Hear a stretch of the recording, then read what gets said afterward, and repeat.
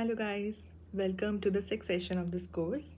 So today we will be studying about copyright infringement and three types of remedies.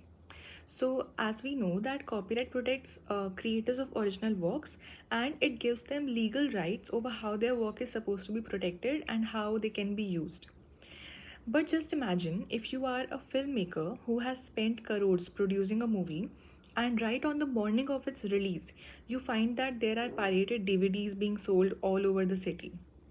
And imagine if you are an author whose books get photocopied outside of a university for 200 rupees when originally it is supposed to be purchased for 700. So you might think that this is just unfair, but it is actually illegal as well, and it is enough to be called as copyright infringement. So that's why today we'll not just study what is copyright infringement, but we will also study what are the methods that come in handy when we talk about the remedies of such infringements. So let's look at exactly what constitutes copyright infringement. Okay, so section 51 of Copyright Act 1957 gives us two major subcategories of infringement. So the first one is primary. It means direct act of copying. So as we have studied before in the example of Eastern Book Company versus DB Modak case of 2008, the issue at hand was whether case reports which were prepared by publishers, whether they could be copied or not, and Supreme Court clarified that originality is the key and direct copying is infringement. Now second one is secondary infringement. Okay, now in here even facilitating or trading within the infringing goods can be considered as copyright infringement.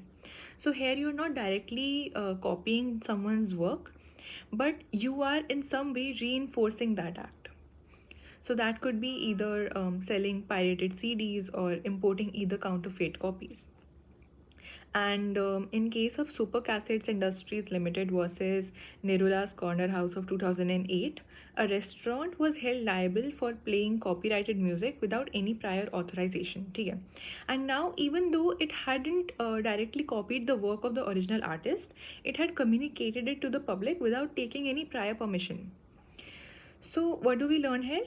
We learned that infringement is broader than just copying and duplication, and it can include any unauthorized exploitation of the author's or owner's exclusive rights. So when we talk about remedies, the first type of remedies is civil remedies. Okay, and these are the most practical out of the three. Now, the most powerful tool under civil remedies is that of interlocutory injunction. So it is sort of a temporary order that it stops infringement immediately, and courts apply three types of tests here. Okay, the first one is prima facie test, second one is balance of convenience, and third one is irreparable harm.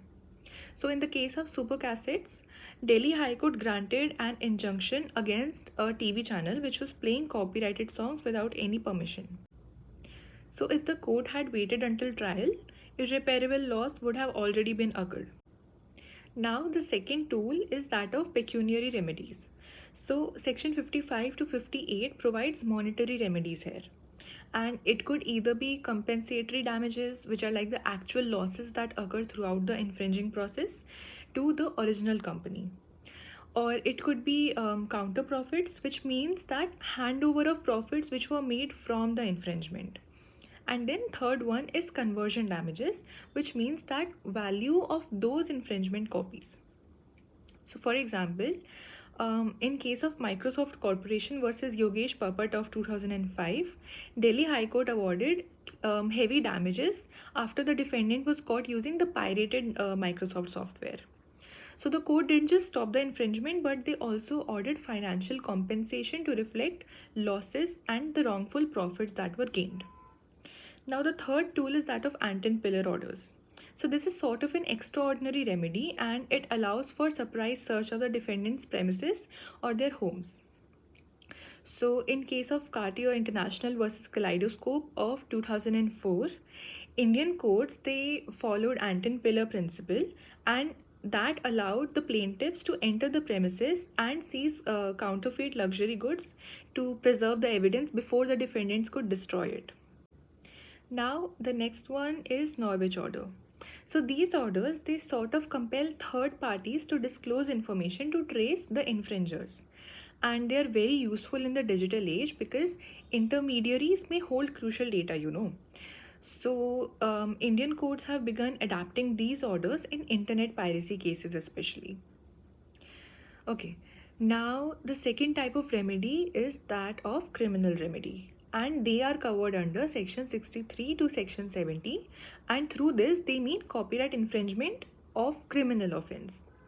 Okay, now what are the punishments under it? So the first one is of course imprisonment, which can go from about 6 months up until 3 years. Then there can be financial compensation, which can range from anywhere between 50,000 to 2,50,000. And then third one is seizure and delivery of infringing goods. So, in the case of Ramesh Sippy versus Shan Ranjit Uttam Singh of 2013, there were criminal proceedings that were initiated when unauthorized DVDs of classic film Sholay were circulated. So, criminal remedies are especially crucial in cases of large scale piracy, like leaked films or softwares, which can cause massive industrial losses. Then, last but not the least, we have administrative remedies. Now, these remedies are preventive in nature. So, under the Customs Act, the copyright owners can petition to block infringing goods from entering the country. So, for example, if publishers have used this remedy, then they can stop bulk import materials like either printed materials from foreign printers in order to ensure that our market isn't flooded with cheap counterfeits. So, to sum up this session, basically, infringement occurs when someone uses copyright work without any authorization, and it can either be direct or indirect. And then, to prevent that, there are ways to provide compensation for the damages caused, which are basically, the teeth of copyright law. So, the three remedies that we have talked about, they protect creators and they deter infringers. Okay, so I hope you have understood today's session. Alright, so thank you so much for joining me in today's session. This is Bhargavi, and you are watching Vaquill.